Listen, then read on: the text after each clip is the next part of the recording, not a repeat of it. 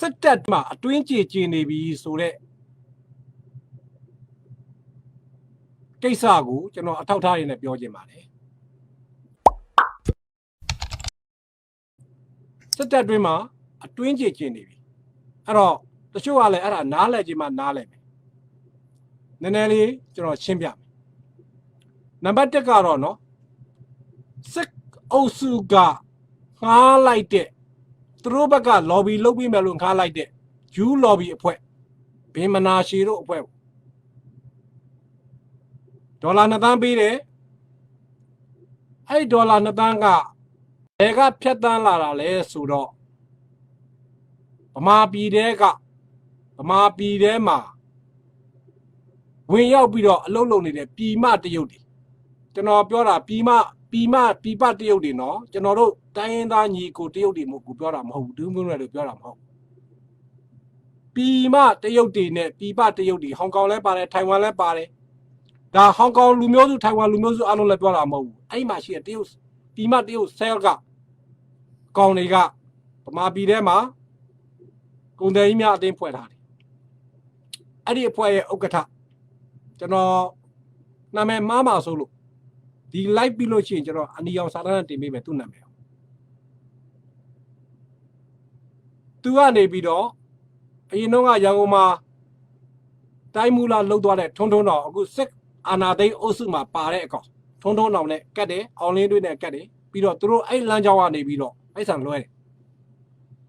ပိုက်ဆံ transaction ဝင်လာတာကိုအမေရိကန်နိုင်ငံကသိနေပါတယ်တကမ္ဘာလုံးမှာဘယ်နေရာ transaction ဝင်လာတယ်ဆိုတာကိုအကုန်သိနေတယ်ဒါကြောင့်ကျွန်တော်မနေ့ကလည်းပြောပါတယ်ခင်ဗျားတို့နောက်မှာအမေရိကန်အကြီးကြီးပါဝင်ပတ်သက်နေတယ်အဲ့တော့ကနေဒါအစိုးရကိုအကြောင်းကြားလိုက်တယ်ကနေဒါအစိုးရကဖမ်းသိမ်းလိုက်တယ်အဲ့တော့သူတို့ငှားလိုက်တဲ့ lobby ကြီးကဟိုကောက်ရှိမရဘူးဟိုကောက်လည်းအမှုပတ်နေပြီကနေဒါအစိုးရကတရားစွဲပေးရမှာဒါတွေကလိုအပ်လို့ရှိရင်ဒီငွေကြေးတွေကိုလိုအပ်လို့ရှိရင်ဒီမိုကရေစီအင်အားစုတွေဘက်ကလှုပ်ရှားနေတဲ့အလုပ်လုပ်နေတဲ့လောဖန်းတွေရှိကိုရောက်သွားတယ်ပြီးတော့သူတို့တွေကငွေတွေကိုဒီစက်အုပ်စုမှာနည်းနည်းပါးပါးကျန်တဲ့ငွေတွေကစင်ကာပူဘဏ်ထဲမှာကျန်တယ်ဗီယက်နမ်နဲ့အလုပ်လုပ်တယ်ဒီကောင်တွေငွေတချို့ကိုဘယ်လာရုစ်ကိုပို့တယ်ဆိုက်ပရပ်စ်ကိုပို့တယ်အာဖရိကနိုင်ငံထဲမှာရှိတဲ့အာဖရိကတိုက်ထဲမှာရှိတဲ့တရုတ်ရဲ့ကျွေးနိုနဲ့နေတဲ့ဆင်းရဲမွဲတည်နေတဲ့ငွေချော်တဲ့နိုင်ငံတွေကိုပို့နေတယ်ဒီကနေပြီးတော့သူတို့အလုပ်လုပ်မှာဒါတွေအားလုံးကိုလိုက်နေတယ်ဒါတွေအားလုံးကအကြည့်ခံနေရတယ်အဲ့လောက်ဆိုရင်အမေရိကန်ဘယ်လောက်ပတ်သက်နေတယ်ဆိုတာကိုကျွန်တော်ကသိစေချင်တာအဲ့တော့ကျွန်တော်ဒီကမ္ဘာငွေလမ်းကြောင်းပေါ့နော်ကျွန်တော်တို့ငယ်ငယ်တုန်းကတော့တောမှာမွေးတယ်တောမှာမွေးပြီးတော့အဲ့ဒီခက်ကငွေကြေးလက်ပတ်မှုကိုကျွန်တော်တို့ကမသိခဲ့ဘူးကျွန်တော်တို့အချင်းမှာငါးလာရောက်လို့ရှိရင်ငါးတဲ့ကိုခေါ်လိုက်တယ်ငါးတပိတ်တာဘယ်လောက်လဲပေါ့ငါးတပိတ်တာဆန်နှစ်ပြည်ကျွန်တော်တို့ကဆန်နဲ့ငါးနဲ့လဲစားတာအဲ့တော့အဲ့လိုပဲအမဲသားတို့ကြက်သားတို့ကျန်တဲ့ကျွန်တော်တို့ရွာလူတွေစားတဲ့ဝက်သားတို့အားလုံးကစပားနဲ့လဲစားလိုက်ဒီလိုစားပြီးတော့ငွေကြေးလက်ပတ်မှုကိုမသိခဲ့ဘူးငွေကြေးလက်ပတ်မှုကိုနည်းနည်းပါးသိလာတယ်ရန်ကုန်မှာကြီးလာတဲ့အချိန်မှာနည်းနည်းပါးသိလာတယ်ဒါပေမဲ့အဲ့လောက်မသိသေးဘူးငွေကြေးလက်ပတ်မှုရဲ့သဘောတရားတိတ်အရေးကြီးတယ်အခုကျွန်တော်မှာစီးပွားရေးလုပ်ငန်းလောလောဆယ်စီးပွားရေးလုပ်ငန်း၅ခုရှိပါတယ်အဲ့ဒီကလူအများစုတည်တဲ့ကျွန်တော်ဖွင့်ထားတဲ့ဆိုင်ရဲ့သဘောတရားကိုကျွန်တော်နည်းနည်းပြောပြဆိုင်မှာဒီစက်တစ်လုံးကမရှိမဖြစ်အရေးကြီးတယ်မရှိမဖြစ်အရေးကြီးတယ်ဒီစက်တစ်လုံးကောင်းပြီအဲ့စက်ကိုကျွန်တော်ဝယ်တာဒေါ်လာ300ပဲပေးရတယ်ဒီဒေါ်လာ300နဲ့ရပြီလားဆိုမရသေးဘူးဒီစက်ဒီကျွန်တော်ရဲ့ Wi-Fi အင်တာနက်အလုပ်မလုပ်ရင်စက်ရက်နေတယ် Wi-Fi လုတ်တော်လည်းပဲတစ်ခါတရံမှာဖက်ခနဲ့လျှက်စစ်ပြတ်သွားတယ်ရှိတယ်အမေရိကန်မှာလည်းပဲတအားရာသီဥတုကျတဲ့အချိန်မှာ9မိနစ်လောက်ပြတ်တတ်တယ်လျှက်စစ်မီပြတ်သွားတဲ့အချိန်မှာလည်းသူကအလုပ်လုပ်မှုရက်နေတယ်လျှက်စစ်မီလည်းကောင်းတယ် Wi-Fi လည်းကောင်းတယ်အားလုံးကောင်းတယ်ဒါပေမဲ့ကျွန်တော်ကိုငွေလဲပတ်မှုနံပါတ် FAS နံပါတ်ဆိုတာရှိတယ်အဲ့ဒီနံပါတ်မရှိဘူးဆိုရင်ကျွန်တော်နားကသွားပြီ FAS နံပါတ်ရဖို့အတွက်ကျွန်တော်တို့ကဂရိကဝက်တွေနဲ့6လွှာတင်ရတယ် FAS နံပါတ်လည်းရပြီဒီစက်လည်းရှိပြီ Wi-Fi လည်းရှိပြီမရသေးဘူးပိုက်ဆံကို transit လုပ်မဲ့ company နဲ့ချိန်ရဒီကတ်ကိုဆွဲလိုက်တယ်ကတ်ကိုဆွဲလိုက်ပြီးလို့ရှိရင်ဒီကတ်ထဲမှာရှိသောငွေဒီ transaction ကိုသွားရမယ်အဲ့ဒီ company နဲ့ကျွန်တော်စာချုပ်ချုပ်ရတယ်ပြီးတော့အဲ့ဒါလည်းမပြီးသေးဘူး transit ကငွေကဘဏ်ကိုသွားမယ်ကျွန်တော်ဘဏ်ဖွင့်တဲ့အချိန်မှာကျွန်တော်မှာ social number လိုတယ် ID လိုတယ်ကျန်တဲ့အထောက်အထားတွေလိုတယ်ကျွန်တော်စီးပွားရေးလုပ်နေတဲ့စီးပွားရေး license တွေလိုတယ်အဲ့လိုသွားရတာကျန်တာအားလုံးပြည့်စုံသွားတော့လည်းပဲဒီ transaction ကိုရက်လိုက်မယ်ဆိုရင်ကျွန်တော်တစ်လမှာဒီစက်ချီကိုဝင်တာတစ်လမှာ9000ရှိမယ်7000ရှိမယ်အနည်းဆုံးလ6000ရှိမယ်ဒေါ်လာအဲ့ဒီဟာရဲ့ဒီစက်ကတစ်လရက်သွားမယ်ဆိုရင်ကျွန်တော်ရဲ့စိုင်ဝင်ငွေလက်ပတ်မှုဒီဒေါ်လာ9000နဲ့မပို့ဘူး။ဘာကြောင့်လဲဆိုတော့ဒီစက်ကအလုပ်လုပ်တာက93%ရာခိုင်နှုန်းလုပ်တယ်။မြန်မာနိုင်ငံကျွန်တော်တို့ဒီအမေရိကန်နိုင်ငံမှာလူတွေကငွေသားပိုက်ဆံ cash ကိုမကင်ဘူး။သူတို့မှာကတ်တွေရှိတယ်အဲ့ကတ်တွေနဲ့ဆွဲသွားတာ။တကယ်လို့ဒီစက်တစ်လုံးရက်သွားရင်ဒီစက်တစ်လုံးရက်နိုင်တဲ့အကြောင်းပြချက်တွေအများကြီးရှိတယ်နော်။လျှက်စက်မီပြိုင်လဲရက်မယ်။ Wi-Fi ပြိုင်လဲရက်မယ်။သူရဲ့လုတ်ပိုင်ခွင့်ပြိုင်လဲရမယ်။စစ်ပစ်သွားရင်လဲရက်မယ်။သူရဲ့ကိစ္စလေးတစ်ခုပြတ်သွားတာနဲ့စစ်ရက်မယ်။ကိစ္စလေးတစ်ခုပြတ်သွားတာနဲ့ကျွန်တော်ရဲ့ဒီဆိုင်စီးပွားရေးလုပ်ငန်းသည်95%ရာခိုင်နှုန်းရက်သွားမယ်။အဲ့တော့ကျွန်တော်ဆိုင်ထဲမှာထည့်ထားတဲ့အရင်အနီပေါင်းဒေါ်လာ2သိန်းလောက်မှာကုန်မာပစ္စည်းဖြစ်တဲ့အိုးတို့ပကံတို့ကလွယ်ပြီးတော့ကျန်တာအားလုံးမှာ expire date တွေရှိတယ်။တလားပြတ်တာနဲ့တချို့ဟာတွေကပါသွားလိုက်ပြီ။ဒါစီးပွားရေးရဲ့သဘောတရားမှာအခုစစ်ကောင်စီဆိုတာသူတို့ကိုသူတို့အစိုးရလို့ပြောရင်မဲ့သူတို့ကအကုန်လိုင်စင်မဲ့သွားတာသူတို့ကဥပမာနိုင်ငံတနိုင်ငံကလက်နက်ပစ္စည်းဒေါ်လာ2သန်းမိုးဝယ်မယ်ဆိုရင်အဲ့ဒေါ်လာ2သန်းကိုဂုံဒီအိတ်မှာထုတ်ပြီးတော့ပါကင်တုတ်ကြီးနဲ့ပို့လို့ရတာမဟုတ်ဘူး transaction နဲ့တွားအဲ့ဒီ transaction ကြီးတစ်ခုလုံးကိုအမေရိကန်ကကင်ထားတယ်ကမ္ဘာ transaction ကြီးတစ်ခုလုံးကိုအမေရိကန်ကကင်ထားတယ်အဲ့လောက်ဆိုရင်တော့သဘောပေါက်ဖို့ကောင်းတယ်အဲ့တော့ဒီကောင်တွေမှာနံပါတ်1ပြပကဝင်သောငွေပြပကိုပေးနိုင်သောငွေလုံးဝရပ်သွားတယ်ကျွန်တော်မိဘပြည်သူတွေညီကိုမောင်နှမတွေကုန်ခဲ့တဲ့ရက်ပိုင်းကသတင်းရမှာပါရုရှားအစိုးရကသူတို့ကိုလက်နက်ရောင်းဝယ်ခွင့်စစ်ရေးဆက်ဆံခွင့်တွေစဉ်းစားနေတယ်ဆိုတာအလကားမဟုတ်ဘူးသူတို့တွေကအရင်ဝယ်ထားတဲ့အကျွေးတွေရှိတယ်စစ်အုပ်စုကအရင်ဝယ်ထားတာမှာတချို့တစ်ဝက်ပေးထားတဲ့တချို့တစ်ဝက်အကျွေးတွေရှိတယ်အဲ့ဒီအကျွေးတွေကနောက်ဆုံးဆက်အမှဒီမတ်လ3ရက်နေ့ကုန်ခဲ့တဲ့လဒီလကုန်ခဲ့တဲ့မတ်လ3ရက်နေ့ကဆက် transaction တွေရက်သွားတယ်ဟိုကောင်နေရှိပိုက်ဆံမရောက်ဘူးအဲ့တော့နောက်ထပ်ဘယ်လိုမှရောင်းလို့မရဘူးနောက်ထပ်နီးပညာလည်းပေးလို့မရဘူးအခုရက်သွားပြီဘာကြောင့်လဲဒီကောင်တွေကအစိုးရဖြစ်လဲမသေးကြတော့ဘူးရုရှားလည်းတိသွားပြီဒီကောင်တွေအတွင်းကြီးကြေးတာပက်ပက်ဆက်ဆက်ကြေးတာသူတို့နောက်ွယ်ကသူ့ကိုကူညီထားသောနီးပညာတွေကိုလည်းဒီဘက်ကျွန်တော်တို့အတိုင်းပိုင်းကိုပေးရမှာမင်းမပေးရင်မင်းနောက်ထပ် transaction တွေရက်မှာဆိုတော့မမြင်ရတော့တာမန်မျက်စိနဲ့မမြင်ရတော့ကင်တွယ်မှုကြီးအားလုံးကလည်းပြီးညှစ်ထားတာအော်ဒီကောင်တွေကဗမာပြည်သူလူထုတွေဘာမှမသိပါဘူးဆိုပြီးတော့အထင်သေးတယ်ဗမာပြည်သူလူထုတွေကိုကျွန်တော်သိတဲ့ကဏ္ဍကိုကျွန်တော်ဖွင့်ပြောသလိုမျိုးအခြားသောပညာရှင်တွေလည်းဖွင့်ပြောနေတာရှိတယ်လူထုတွေကအကြမ်းမြင်အများကြီးရှိတယ်သူတို့ကထင်တာမြန်မာနိုင်ငံလူတွေဘာမှမသိပါဘူးငါတို့ကဖဲချောက်ရင်ရတယ်မရပါဘူးနံပါတ်1မြန်မာနိုင်ငံသူမြန်မာနိုင်ငံသားတွေရဲ့မျိုးဆက်တွေမှာပေါ်သွားတဲ့တတ္တိတွေကိုခင်ဗျားတို့တတ်လို့မရဘူးနံပါတ်2ကခင်ဗျားတို့ဆက်လက်လဲပတ်မဲ့ရန်တရားကြီးကျိုးသွားမယ်ပုတ်တိုးသွားမယ်အဲ့တော့သူတို့ကဘာလုပ်လဲဆိုတော့ outside ပေါ့ outside ဒလန်နေနဲ့အလုပ်လုပ်ဖို့ကြိုးစားတယ်စောစောတုန်းကဘင်မနာရှီပေါ့နော်စောစောကျွန်တော်ပြောတဲ့ကနေဒါက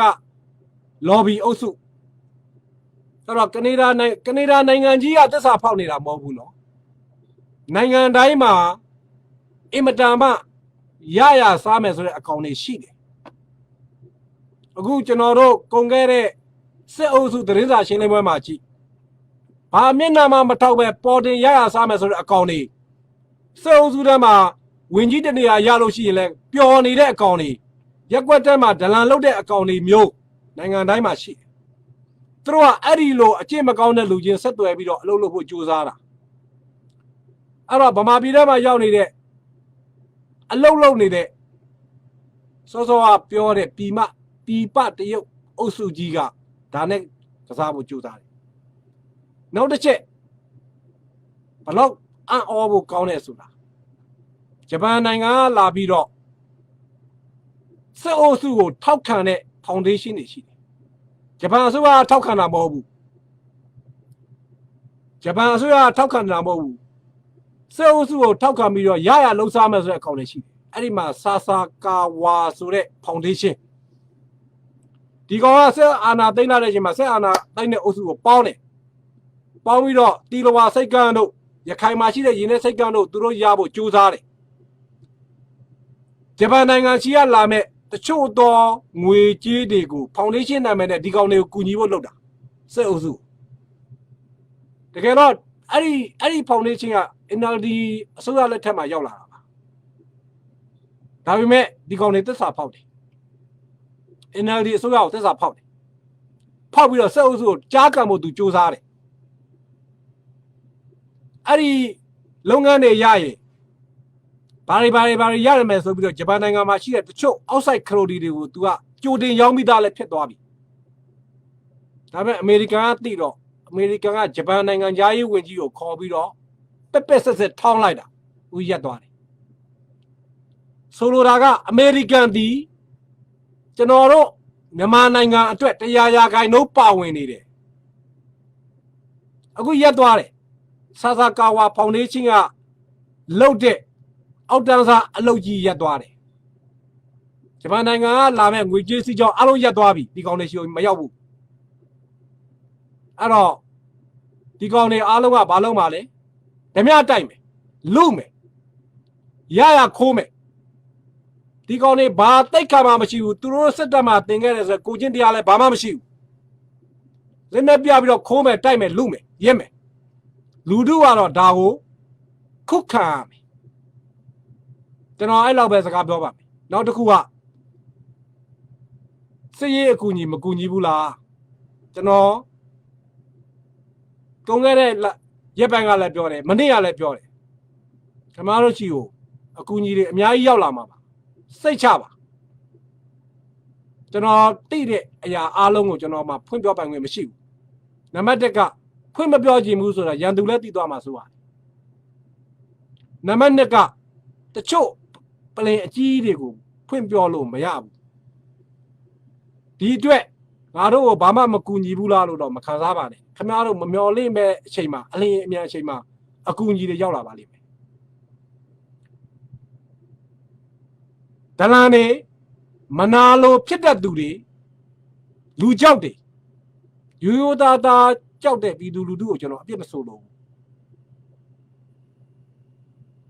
ကဒလန်တွေမနာလိုဖြစ်တတ်သူတွေကဘယ်မျက်နှာမှမကြည့်ပဲနဲ့သူတို့ရဲ့တနတ်စာကောင်းစားရေးအတွက်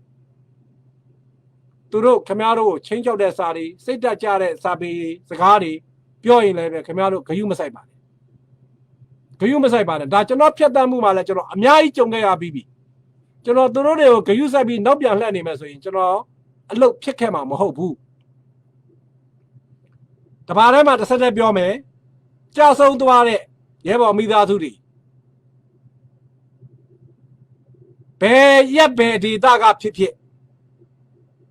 စရင်ပြုစုထားပါသူတို့မိသားစုတွေကို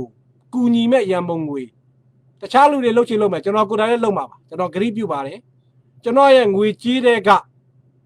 သူတို့ မိသားစုကြံခဲ့တဲ့သားသမီးတွေအတွက်သူတို့အတွက်ခြေရာရှိပါဝေစုဝေပုံရှိပါဒါကျွန်တော်သစ္စာတရားကိုတိုင်တည်ပြီးပြောတာကျွန်တော်တညလုံးအများအားစဉ်းစားတယ်ဒီမိသားစုတွေအတွက်ငါဘာလုပ်ပေးရမလဲဘာလုပ်ပေးတင်တယ်လဲဘာလုပ်ပေးနိုင်တယ်လဲကျွန်တော်ကိုရည်သွေးပြီးပြောနေတာမဟုတ်ပါဘူးထိုင်းနိုင်ငံမှာကျွန်တော်ဖြတ်သန်းမှုကိုမေးကြည့်ပါကျွန်တော်ရဲဘော်တွေအများကြီးကိုကျွန်တော်ကူညီနိုင်တယ်ကူညီခဲ့တယ်ဒါကြောင့်လဲတချို့ကမနာလိုဖြစ်တယ်မနာလိုဖြစ်ပြီးတော့ဒီကောင်ဟိုအကြမ်းမဲ့ချီကပိုက်ဆံရတယ်ဟိုကောင် proposal ရတယ်ပောက်ကရ6ပြောခံရတာပေါ့နော်ဒါပေမဲ့ထိုင်းထောက်လိုင်းကျွန်တော်ကိုစစ်တဲ့အချိန်မှာကျွန်တော်အကြောင်းအကုန်သိသွားပါတယ်အဲ့လိုပဲအမေရိကန်ရောက်လာတယ် community တွေဖွဲ့တယ် democratic community တွေဘာလို့လဲလိုတာကိုကျွန်တော်အများကြီးကျွန်တော်ဘက်ကစိုက်ပေးတယ်ဘာကြောင့်လဲကျွန်တော်လုံနိုင်တဲ့ကိုင်နိုင်ရှိတယ်ကြံရီဖိုင်ရှိတယ်ကျွန်တော်ရဲ့ငွေကြီးအားလုံးကဖြူစင်းတယ်အခွန်ပေးပြီးတော့ကြီးကြီးပြူပြူပေးပြီးတော့ရှာဖွေထားတဲ့ဥစ္စာပစ္စည်းတွေဖြစ်တယ်ကျွန်တော်ခမားတို့ကိုအကုသို့ဥစ္စာပစ္စည်းတွေမကြွေးဘူးကျွန်တော်ကိုယ်တိုင်လည်းမစားဘူးအဲ့ဒီစောစောကကျွန်တော်ပြောတဲ့ကြဆုံးသွားတဲ့မိဘတွေအားသားသမီးတွေအားလုံးအတွက်ကျွန်တော်ကိုယ်တိုင်လည်းကြိုးစားပြီးတော့တိဆောက်ပြီးကူညီပါမယ်ပါးစပ်နဲ့ပဲကူညီနေတဲ့အဆင့်ထဲမှာကျွန်တော်မပါဘူးငါတို့စိတ်သက်ကြစရာမလိုဘူးအောင်မြင်မှုကိုစိတ်သက်ကြသူတွေမခံစားထိုက်ဘူးလုံးဝအောင်မြင်မယ်နောက်တစ်ခုကျွန်တော်တွေ့နေပါကျွန်တော်တို့ထဲမှာနော်ကျွန်တော်ကိုယ်တိုင်လည်းပဲ CRPH ရဲ့ lobby မဟုတ်ဘူးရိုးရိုးသားသားပြောပါမယ် NLD အစိုးရတို့ကလည်းပဲကျွန်တော်လူအခွင့်အရေးနဲ့ပတ်သက်ပြီးတော့အတိုက်ခံအကြီးလုပ်ခဲ့တဲ့လူပါဒါပေမဲ့တော်လှန်ရေးတစ်ခုအောင်မြင်ဖို့လက်ရှိအခင်းအကျင်းမှာတော်လှန်ရေးဒီမိုကရေစီကိုတကယ်ကူးပြောင်းဖို့လက်ရှိအခင်းအကျင်းမှာကျွန်တော်တို့လူတွေအားလုံးက CRPH ကိုကြားခံပေးဖို့လိုတယ်ထောက်ခံပေးဖို့လူသားတွေတရားရာခိုင်နှုန်းခင်ဗျားတို့စိတ်တိုင်းကြခြင်းမှကြပြီခင်ဗျားတို့ကိုလည်းတရားရာခိုင်နှုန်းစိတ်တိုင်းကြအောင်လှုပ်ချင်မှလှုပ်နိုင်မယ်ဒါပေမဲ့လက်ရှိအခင်းချင်းဖြစ်ပေါ်လာတဲ့အခင်းအကျင်းမှာ CRPH ကိုတော့ခင်ဗျားတို့တရားရာခိုင်နှုန်းထောက်ခံဖို့လိုမဟုတ်တဲ့တရားတွေပဲအမြဲတမ်းဆွဲနေမယ်ပုတ်ခတ်နေမယ်ကန့်လန့်ခံနေမယ်ဆိုရင်လို့ဖြစ်မှာမဟုတ်ဒါတခုတော့ကျွန်တော်မှားခြင်းပါတယ်နောက်တစ်ခုကတချို့လူတွေရှိတယ်နှစ်ကြက်ဖို့လူပြီး200ဖို့စကားပြောတယ်ကျွန်တော်ရှိကိုလည်းခဏခဏရောက်ပါတယ်ရခိုင်ကဘသူရှိကိုပိုက်ဆံနှစ်ကြက်ဖို့လောက်အလူငွေပေးပြစီကျွန်တော်လက်မခံဘူးဘာကြောင့်လဲဆိုတော့သူတို့ကနှစ်ကြက်ဖို့လောက်လှူတယ်ပြီးတော့ဆရာကြီးလှုပ်ချင်တာ200ဖို့လောက်ရှိတယ်နှစ်ကြက်ဖို့လူပြီး200ဖို့စကားပြောတဲ့လူတွေလည်းအဆင်ပြေမှာမဟုတ်ဘူးဒါပေမဲ့အဖွဲ့အစည်းတစ်ခုဆိုတာတော့အားလုံးကိုတီးခံပြီးတော့ရှိတဲ့ရမှာပဲလက်ရှိအခင်းအကျင်းမှာ CRPH ကိုထောက်ခံထားဖို့လိုအပ်တယ်ကြားခံပေးဖို့လိုအပ်တယ်ကျွန်တော်တို့ဆက်အာဏာရှင်ကိုဖြစ်သိမ်းဖို့အတွက်အရေးကြီးတဲ့ထောက်တိုင်ထဲမှာ CRPH ပါတယ်ဒါကိုကျွန်တော်တို့ရှင်းလင်းနားလည်ထားဖို့လိုတယ် Generation C ပြီးတော့ CDM ပြီးတော့ CDO ဥဆောင်နေတဲ့ပုံကိုယ်တွေပြီးတော့မြန်မာတနိုင်ငံလုံးမှာကိုယ့်ရဲ့ဒီဆက်အာဏာရှင်ကိုဘယ်လိုတော်လှန်မလဲဆိုတဲ့ထောက်တိုင်တွေအားလုံးကိုရတဲ့နီးနဲ့ကြားကထောက်ခံပေးဖို့လိုအပ်တယ်တချို့တော့အသေးအမွားကိစ္စတွေကိုအများကြီးမလို့တမာနီးတွေနဲ့ပုံကြီးပက်ချက်တော့လိုအပ်ပါတယ်ဒါကျွန်တော်ရိုးသားသားပြောတာနော် CRPH နဲ့ကျွန်တော်လည်းဘာမှမပတ်သက်ဘူးနော်ဒါပေမဲ့တော်လှန်ရေးသဘောတရားအရာတော့တော်လှန်ဆက်အာဏာရှင်ကိုတော်လှန်တဲ့အုပ်စုအားလုံးကိုညီကိုမောင်နှမလို့သဘောထားဖို့လိုအပ်တယ်ဒါမှလည်းအောင်မြင်မှာအရေးကြီးတဲ့တောက်တန်ထဲမှာပါတယ်နောက်တစ်ချက်တခါတည်းပြောပဲကျွန်တော်တို့ပြည်သူတွေနားလဲအောင်အများစုကြီးကတော့နားလဲပါတယ် online ပေါ်မှာရှိတဲ့တချို့လူတွေနားမလဲတာရှိတယ် CRPH က2008ဖွဲ့စည်းပုံကိုချက်ချင်းဖြစ်သိမ်းရမယ်ဆိုတာမဖြစ်နိုင်ဘူး2008ဖွဲ့စည်းပုံကိုဒီနေ့ဖြစ်သိမ်းရင်မနေ့ပြန် CRPH ကတရားမဝင်အသိမ်းဖြစ်သွားမယ်အဲ့တော့ CRPH လောက်ရမှာက2008ဖွဲ့စည်းပုံအတိုင်းသူဒီတိုင်းအစိုးရဖွဲ့ရမယ် အစိုးရဖွဲ့ပြီးတဲ့အချိန်မှာရွေးချယ်ခံထားသောအမတ်များသည်ဥပဒေပြုအမတ်များဖြစ်တယ်ဥပဒေပြုအမတ်များဖြစ်တယ်အဲ့တော့ဥပဒေပြုအမတ်တွေကအားလုံးကိုစုလို့မရလို့ကိုစားပြု body ဆိုတာရထားပြီ3ယောက်ဖြစ်ဖြစ်5ယောက်ဖြစ်ဖြစ်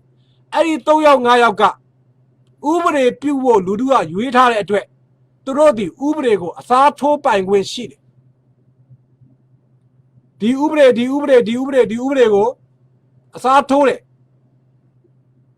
အဲ့လိုပြီးတော့မှအဲ့ဒီအစားထိုးတာကိုသူတို့က online ကလူတို့ကိုချပြမယ် referendum ခေါ်တယ်အဲ့ဒါပြီးတော့မှဖွဲ့ထားသောအစိုးရကသမ္မတကြီးကသဘောတူပေးရမယ်အဲ့တော့သူကဖွဲ့စည်းပုံ legitimate အရာနိုင်ထားတဲ့ဥပဒေကိုဖျက်သိမ်းလို့မရသေးဘူးအစိုးရဖွဲ့ရမယ်အဲ့ဒီဥပဒေနဲ့ပြီးတော့မှအောက်က body ကပြောင်းပြီးတော့မှကျွန်တော်တို့ဒီ2000ချက်ကိုဖယ်လိုက်ပြီးဒီဥပဒေအစားထိုးလိုက်ပြီးဆိုတာကိုအဲ့ဒီအစိုးရကတစိမ့်လုံးထုရင်အလိုလိုဖယ်ပြီးသားဖြစ်သွားမယ်ဒီအတွက် process ရှိတယ်အခုလောလောဆယ်သူတို့တွားနေတဲ့လမ်းကြောင်းကအစိုးရဖွဲ့နေတယ် okay တဲ့ဒါအောင်နားလည်ဖို့လိုအပ်တယ်အစိုးရဖွဲ့ရမယ်အခုအစိုးရဖွဲ့ပြီးပုံပေါ်လာပြီးတစ်ဆင့်ချင်းသွားနေရတယ်ဒီထဲမှာခင်ဗျားတို့ကျွန်တော်တို့ online မှာသူ့လူကိုပဲသား online တလန်တွေရှိသလိုရက်ွက်ထဲမှာရက်ွက်တလန်တွေရှိသလိုနိုင်ငံရေးမှာနိုင်ငံရေးတလန်တွေရှိတယ်တာယာပင်းတွေရှိတယ်3000လောက်ပြီးပါသွားတဲ့အကောင့်တွေရှိတယ်အဲ့တော့သူတို့အစိုးရဖွဲ့ရတယ်ဆိုတာလေဘေးကျက်နိုင်ချက်တွေအများကြီးရှိတယ်ဘလူကသစ္စာရှိမလဲဘလူကယုံကြည်မလဲဘသူကကိုယ့်ရဲ့ဘဝကိုပေးပြီးတော့မင်းတို့ချီကလက်လာပါလဲမလို့ဘူးကွာမမျော်လင့်ဘူးကွာငါရဲ့ဘဝကိုပေးပြီးတော့ငါနိုင်ငံအတွက်တိဆောက်သွားမယ်ဆိုစိတ်ဘလူရှိလဲဆိုတော့သူတို့ရွေးနေရသေးတယ်အဲ့တော့ကျွန်တော်တို့ဘက်ကသိခံပေးပါကိုချီကအထောက်ထားတွေကိုရဲ့စိတ်တိုင်းကြမဖြစ်တိုင်းကိုစိတ်တိုင်းကြဆိုတဲ့လူကလည်းပဲအဲ့စိတ်တိုင်းကြဖြစ်စေချင်တဲ့လူတွေကလည်းကျွန်တော်တွေ့ပါတယ်ဘာမှသိမလို့ပါအော်နေတာပါဒါပေမဲ့အော်ရာပြည်သူနားတဲ့ကိုရောက်သွားရင်မကောင်းဘူးခင်ဗျားတို့တစ်ချိန်မှာစေတနာနဲ့အော်တီဖြစ်စေဒလန်ဖြစ်သွားနိုင်တယ်အဲ့ဒါကြောင့်အရှင်ဒီအားလုံးကိုတုံးတက်ဖို့လိုအပ်တယ်ကျွန်တော်အယိုးသားဆုံးပြောနေတာကျွန်တော်ဆရာ PH နဲ့ဘာမှအဆက်ဆက်မရှိဘူးလိန်ညာထားတာလည်းမရှိဘူးတိုးတော့မြန်မာနိုင်ငံဆိုတဲ့အရာလေးကိုကျွန်တော်ကဘာပတ်နေတဲ့လူကဘာနိုင်ငံအများကြီးကိုတွားနေတယ်တကဘာလုံးကိုလေနဲ့ဒီလိုပတ်တာလဲအခောက်အချိန်ပေါင်း50ရှိပြီကိစ္စတွေရှိလို့အဲ့တော့မြန်မာနိုင်ငံကိုကျွန်တော်တီးလေးပဲမြင်တယ်ကျွန်တော်မကြာခဏမြန်မာနိုင်ငံပေါ်ကဖြတ်သွားတယ်ကုန်ခဲ့တဲ့ဇန်နဝါရီလတော့ဖြတ်သွားသေးတယ်နောက်နေ့မြေပုံကျွန်တော်လေမောလမ်းကြောင်းထုတ်ပြမယ်ဇန်နဝါရီလအတွင်းမှာကျွန်တော်မြန်မာနိုင်ငံကဖြတ်သွားသေးတယ်မြန်မာနိုင်ငံကိုတီးလေးလို့ပဲမြင်တယ်အဲ့တော့အဲ့ဒီမြန်မာနိုင်ငံတီးလေးကိုကောင်းစားစေခြင်းတယ်တိုးတက်စေခြင်းတယ်ကိုယ့်ရဲ့ညီကိုပေါင်းနှမတွေကိုယ့်ရဲ့ generation တွေကျွန်တော်ရဲ့နောက်ပိုင်းမွေးတဲ့သားသမီးတွေမြင့်မြင့်တွေကတော့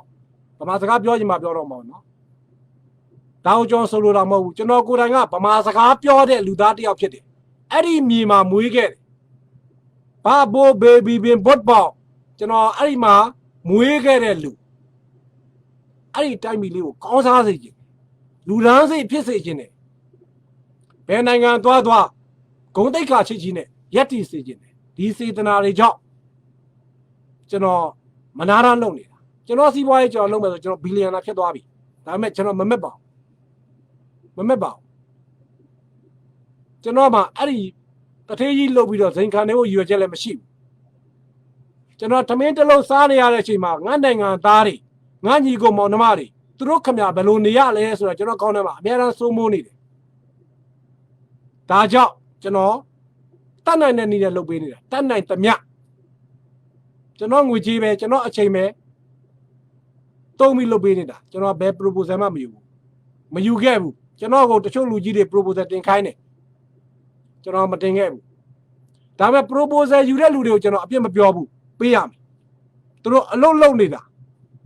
တနေရာသွားဖို့ကားကလိုတယ်လေရင်ကလိုတယ်အလုပ်လုပ်နိုင်ဖို့လိုတယ်ဒါပေမဲ့ကျွန်တော်မြတ်တရက်ခံခြင်းနဲ့ proposal ယူတဲ့လူတွေကလည်း proposal လောဘတော့မတက်ပါနဲ့ထိုက်တဲ့အရာကိုစားပြီးဖြစ်အောင်လုပ်ပေးပါ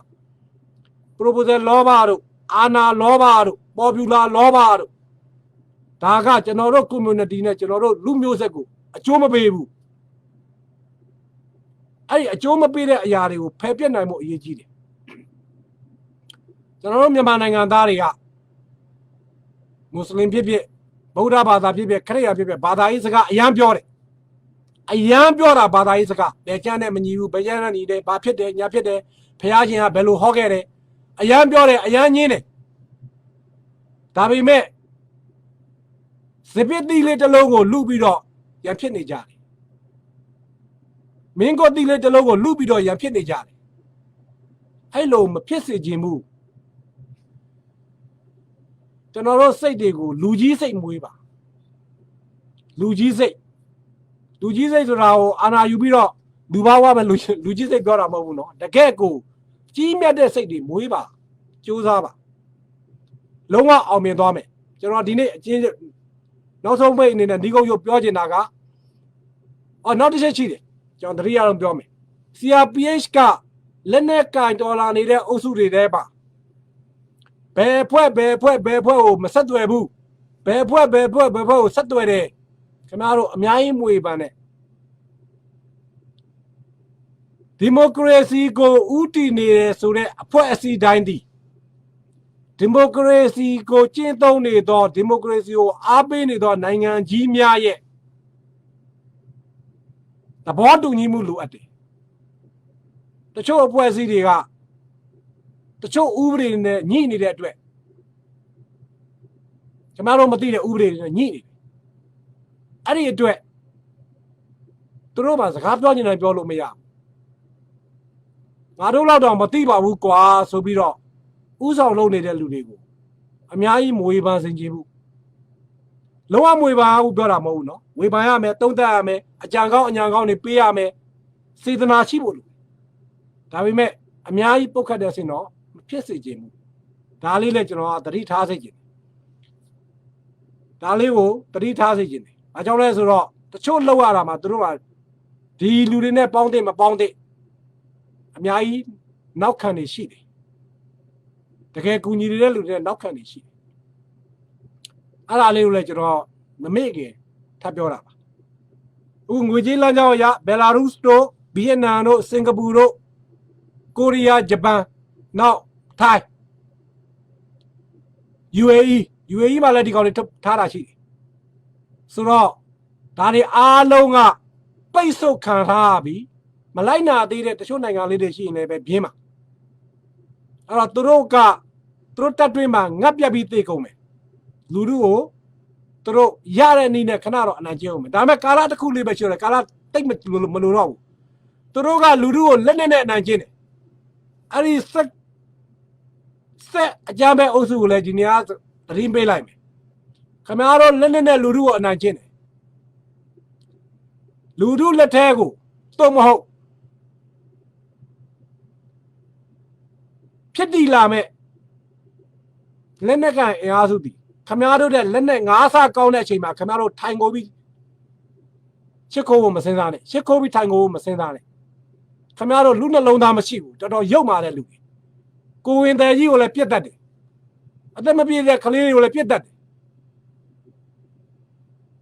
လူတို့ကဘာလက်နဲ့မှမရှိဘူးအင်မတန်ယဉ်ကျေးတယ်ဆန္ဒပြတာတော့မှအင်မတန်ယဉ်ကျေးပြတဲ့လူတွေခင်ဗျားတို့တော်တော်မိုက်ရိုင်းနေအဲ့တော့ခင်ဗျားတို့အလှည့်ကိုခင်ဗျားတို့တဲ့လက်နဲ့ကောင်းတဲ့အုပ်စုကလည်းရောက်လာလိမ့်မယ်အဲ့ဒီအချိန်မှာခင်ဗျားတို့ဘွာမခတ်နဲ့မတောင်းပါနဲ့ခင်ဗျားတို့ရဲ့တတ္တိကိုအဲ့အချိန်မှာကြည့်ကြည့်ခင်ဗျားတို့တကယ်တတ္တိကောင်းတာလားဆိုတာမကြခင်လူတို့ကြီးလည်းမြင်ရတော့မှာမကြခင်ကာလတစ်ခုမှာခင်ဗျားတို့မျက်ဝါးထင်ထင်ကြုံရလိမ့်မယ်ခင်ဗျားတို့ဖွက်ထားတဲ့ငွေကြေးတွေမြန်မာနိုင်ငံထဲမှာဘယ်နေရာမှာမြေအောက်ဘယ်နှထပ်မှာကွန်တိန်နာနဲ့ထည့်တယ်ကွန်တိန်နာထဲမှာဒီပိုက်ဆံတွေကမှုတက်မသွားအောင်ကျွတ်တက်ထည့်တယ်အဲ့ဒါပြီးတော့အဲ့ဒီငွေကြေးဗမာငွေဘလောက်ဒေါ်လာဘလောက်ယုံငွေဘလောက်ခင်ဗျားတို့နှစ်နှစ်စာသုံးနှစ်စာလဲပတ်မယ်ဆိုပြီးတော့ဖွက်ထားတဲ့ငွေကြေးတွေကိုလည်းကျုပ်တို့သိတယ်မကြခင်ပြကျသွားမယ်အဲ့လောက်ဆိုရင်တော့ခင်ဗျားတို့သဘောပေါက်တဲ့တယ်လို့ကျွန်တော်ထင်ပါတယ်